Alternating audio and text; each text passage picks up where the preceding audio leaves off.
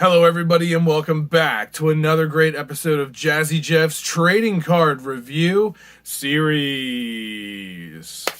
Welcome to episode 105. And today, I keep looking over because I'm just so excited. It's always fun and it's always cool to get to talk more about these. As if you guys aren't sick of seeing these. Hopefully you're not. But this is just another cool advertisement card that is made up of trading cards.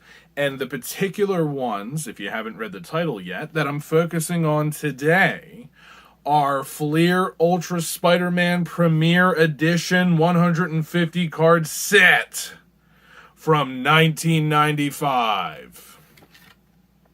You would find such awesome cards like my favorites, the Hobgoblin, Spider-Man, of course, Venom, and the ever-popular Black Cat.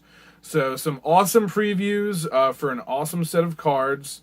And once again, there's going to be like chrome or clear chrome type cards, hollow blast type cards where stuff moves as you look at the card, chromium, which was like another word for like the foil, essentially. So a lot of crazy stuff, things that are going to be gold, things that are going to be silver. You're going to see a lot of that.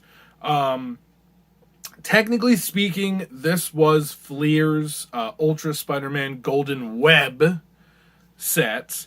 And I only have one of the Fleer Ultra Spider-Man Golden Web trading cards. And it is the Scorpion.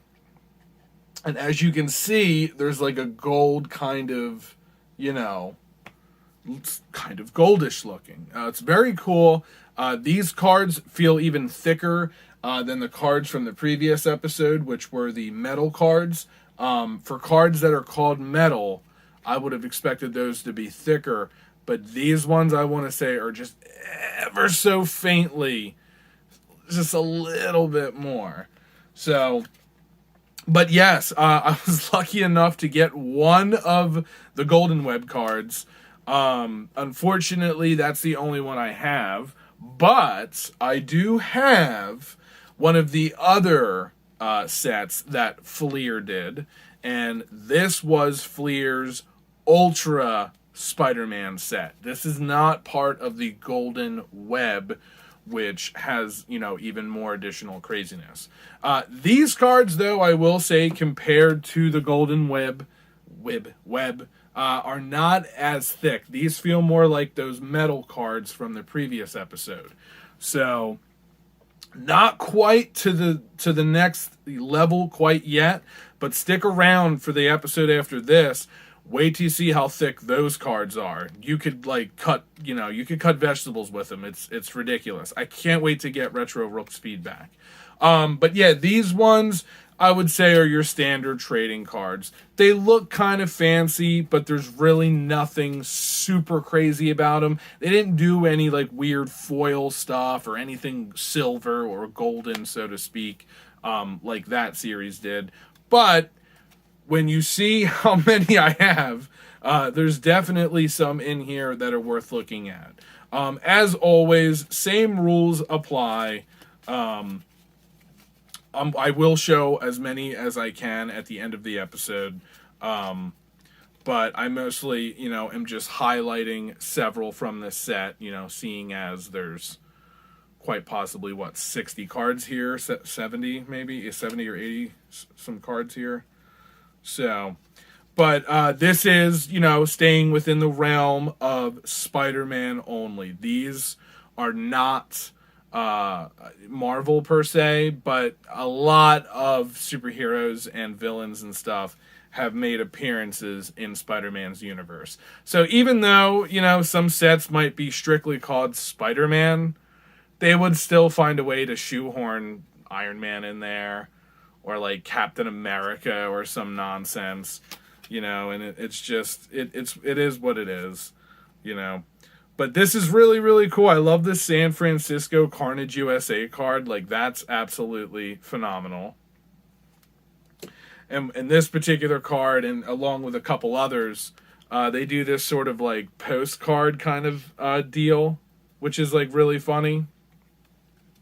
So this is like, Carnage writing sending a postcard to Shriek, his lady, his girl, and then here is Carnage writing a letter to J. Jonah Jameson from the Bugle. So there's absolutely some really really really funny cards, and then there's just some really strange, freaky looking cards like this one, the Spencer Smythe card. Just so creepy looking. Like, just, I don't ever remember Spencer really looking like that. So I don't know why they made him. I can't look at that. It's giving me nightmares. Alright. Oh, gosh. The fake parents got a card. I'm definitely skipping that. Here's a cool aspect of Spencer Smythe, is the Spider Slayers, which you usually don't see a whole lot of. So that's actually really, really awesome.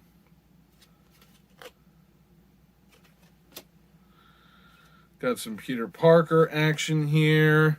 Peter Parker never looks the same twice in any of these trading cards. It's just bizarre over the years how many different ways they're able to just change the look of him, and yet still keeping him semi the same. So, all right, of course we have some Green Goblin action going on. Can't help but to break out my Green Goblin accent, sort of. Sandstorm, I never heard of him.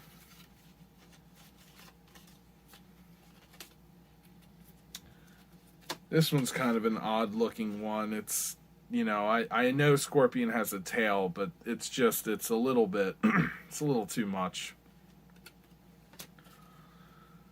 Yeah, these are some weird cards. Some of them are great. Like, I love that one. That's, like, absolutely beautiful. That's a phenomenal trading card. Like, that'd be cool as a giant poster, And I always loved when Spider-Man fought Dr. Octopus.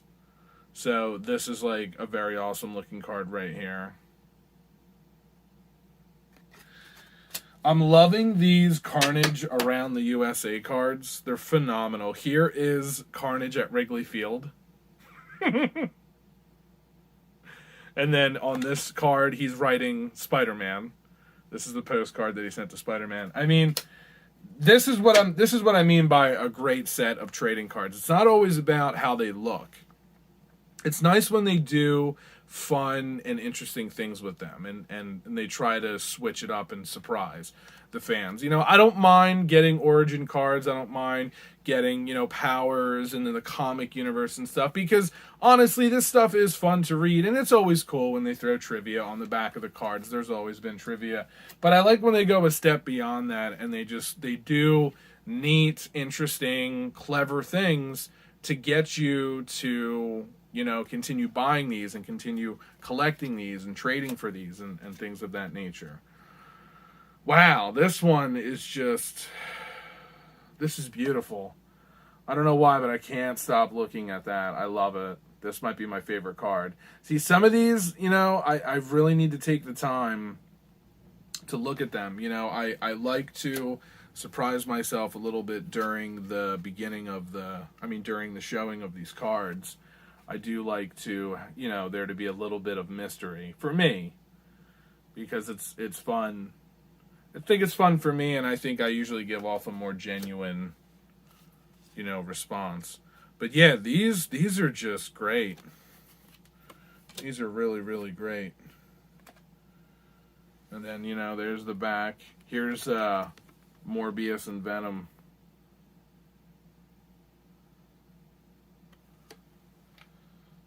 I'm loving it. These are great. Fleer Ultra cards. Man.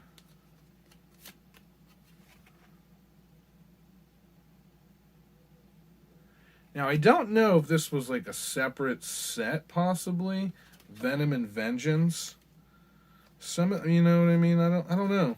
No, I mean they're all under the Fleer umbrella. So yeah, I'd say this is got to be all part of that same line.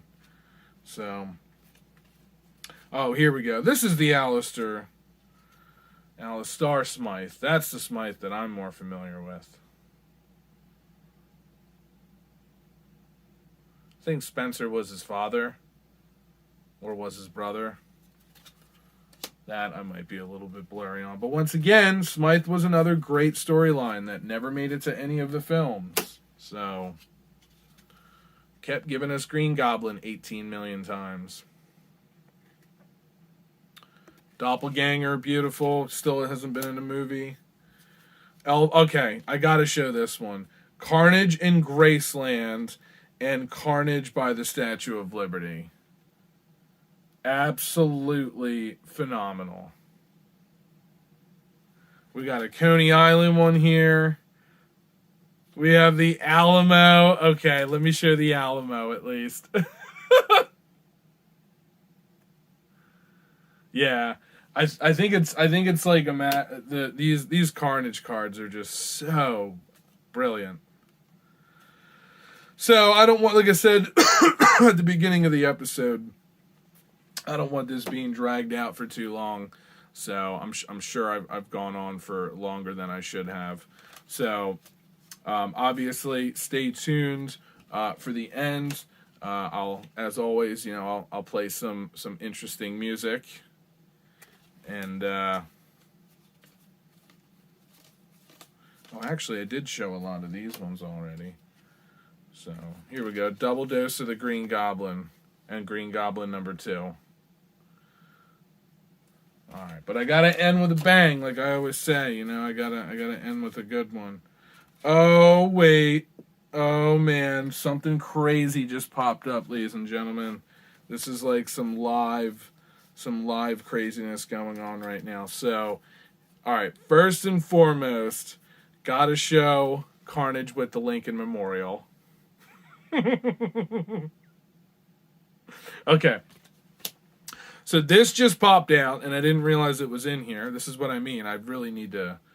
So this is a Fleer Ultra Masterpieces card. Look at that.